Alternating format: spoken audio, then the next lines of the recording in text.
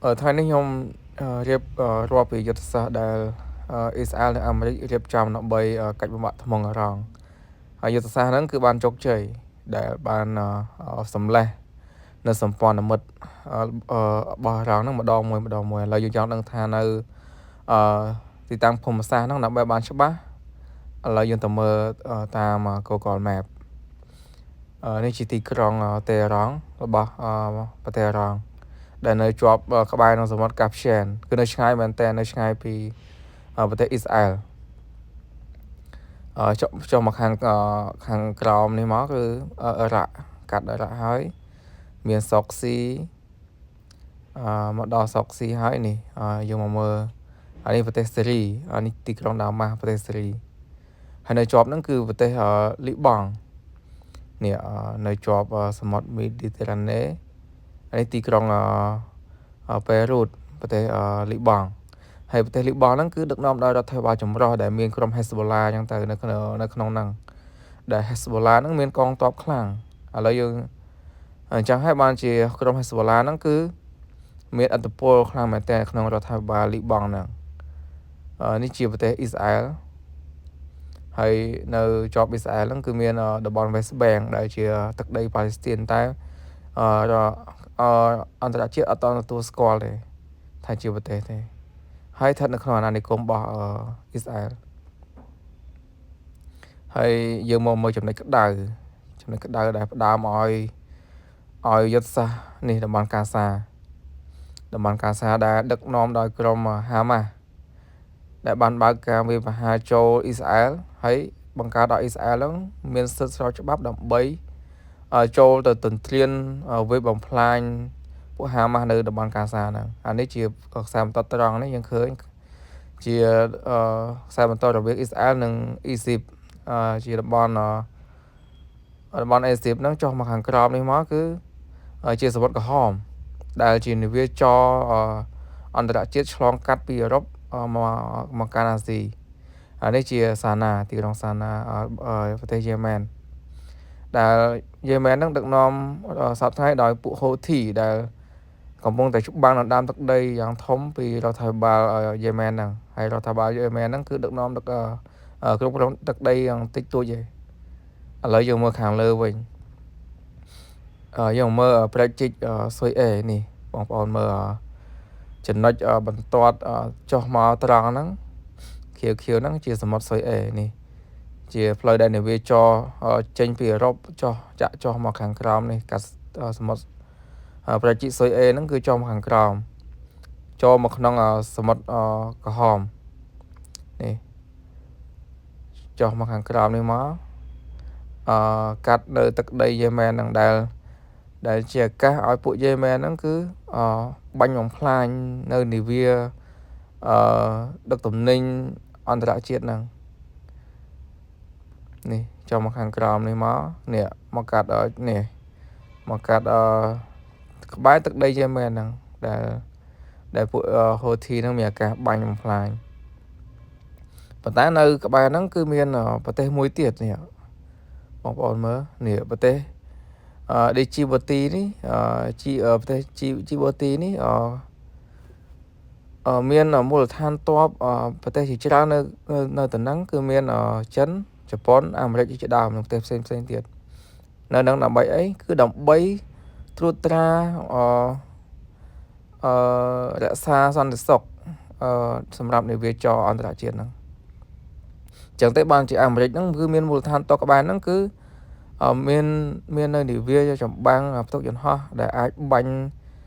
រាល់ថ្ងៃហ្នឹងគឺកំពុងតែបាញ់បំផ្លាញពួកយេម៉ែនហ្នឹងដើម្បីឲ្យពួកហ្នឹងចុះខ្សោយកុំឲ្យពួកហ្នឹងគឺបង្កចលាចលឥឡូវយើងមើលនៅខាងលើវិញខាងលើនេះគឺជាពួកលីបង់នេះដែលមាន Hezbollah នៅក្នុងហ្នឹងហើយនៅពេលដែលអ៊ីស្រាអែលហ្នឹងវាចូលហាម៉ាស់បំផ្លាញនៅតំបន់កាសាហ្នឹងពួកលីបង់នៅក្បែរហ្នឹងគឺស្រោចនៃរ៉ុកកែតចូលទឹកដីអ៊ីស្រាអែលដែលមកកអ៊ីស្រាអែលហ្នឹងមានលេសស្របច្បាប់មួយជើងទៀតគឺវាទៅបំផ្លាញពួក Hezbollah ហ្នឹងឲ្យទន់ខ្សោយកាប់ឯកស័យឈាមហើយរងនៅពេលដែលអ៊ីស្រាអែលហ្នឹង វាកូនចៅខ្លួនពួកព្រោះ Hezbollah ហ្នឹងជាកូនចៅរបស់អ៊ឺរ៉ង់ដែលអ៊ឺរ៉ង់ហ្នឹងពុតកងអាវុធអីជាដើមអញ្ចឹងទៅបានជាប្រទេសអ៊ឺរ៉ង់ហ្នឹងផ្លោងនៅមីស៊ីលហ្នឹងចូលមកអ៊ីស្រាអែលឥឡូវយើងមើលពេលដែលHezbollah ចុះខ្សោយនេះសញ្ញាព្រួយហ្នឹងបញ្ជាក់អំពីពួកអូទៀមដែលដឹកនាំដល់អាសារ៉ាហ្នឹងដែលមានទូគីនៅពីក្រោយនេះប្រទេសទូគីបងប្អូនមើលខាងលើនោះមានទូគីមានប្រទេសខាងលើនេះប្រទេសច័រជានៅខាងលើហ្នឹងនៃជាប់រុស្ស៊ីហ្នឹងដែលបានមានទូគីពីក្រោយហ្នឹងពួក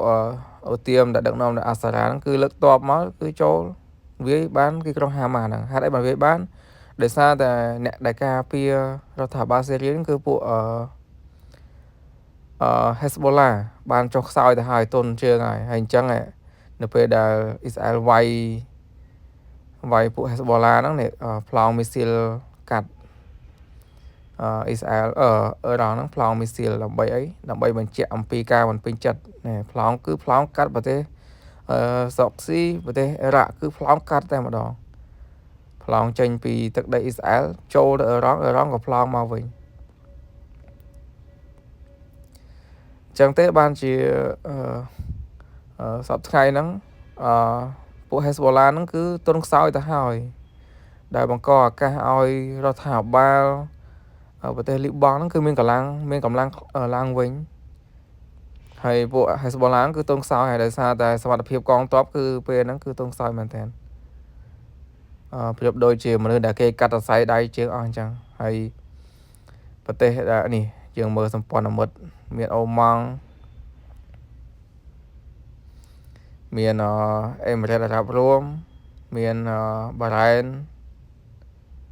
មានសាអូឌីអារ៉ាប៊ីហើយមានកាតាជាដើមហ្នឹងនេះគឺពីមុនគឺប្រើកងទ័ពអាកាសហ្នឹងមកតម្លាក់គ្រាប់បែកនៅយេម៉ែនដើម្បីអីដើម្បីការពាររដ្ឋាភិបាលយេម៉ែនដែលចុះទង់ខ្សោយហើយត្រូវពួកទៀមហូធីហ្នឹងវាគ្រប់គ្រងទឹកដីផ្នែកយ៉ាងធំរដ្ឋថ្ងៃហ្នឹងក៏នៅតែច្បាំងគ្នាដែរនៅយេម៉ែនហ្នឹងគឺរវាងពួកហូធីនិងរដ្ឋាភិបាលយេម៉ែនហ្នឹងហើយបញ្ហាចំនួននៅតំបន់អារ៉ាប់ហ្នឹងគឺវាធ្វើឲ្យតំបន់អារ៉ាប់ហ្នឹងគឺកលាប់ចាក់ដោយសារអីដោយសារទីហ្នឹងគឺជាកន្លែងប្រជុំនៅសាសនាប្រជុំនៅពួកជ្រុលនិយមដែលប្រកាន់តឹងដល់ពេលអញ្ចឹងទៅចំនួនគឺវាអត់ចប់ទេ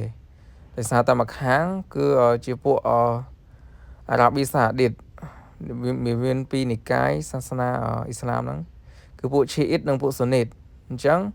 អ្នកនៅខាងអារ៉ាប៊ីសាអូឌីតម្ខាងនៅខាងអ៊ឺរ៉ង់ម្ខាងតែថាសាសនាវានិកាយផ្សេងគ្នាហើយនៅខាងពួកខាងសម្ព័ន្ធមិត្តអារ៉ាប៊ីសាអូឌីតហ្នឹងគឺសិតតែជាប្រទេសអ្នកមានដោយសារពួកហ្នឹងគឺសម្បូរប្រេងហើយសិតជាមហាអំណាចក្នុងតំបន់ដែលរងអីជាមហាអំណាចក្នុងតំបន់ជាបងធំក្នុងតំបន់អញ្ចឹងទៅហើយសាអូឌីអារ៉ាប៊ីជាបងធំក្នុងតំបន់ដែរអញ្ចឹងទៅដល់ពេលអញ្ចឹងបងធំធម្មតាភ្នំមួយបើមានខ្លាពីរ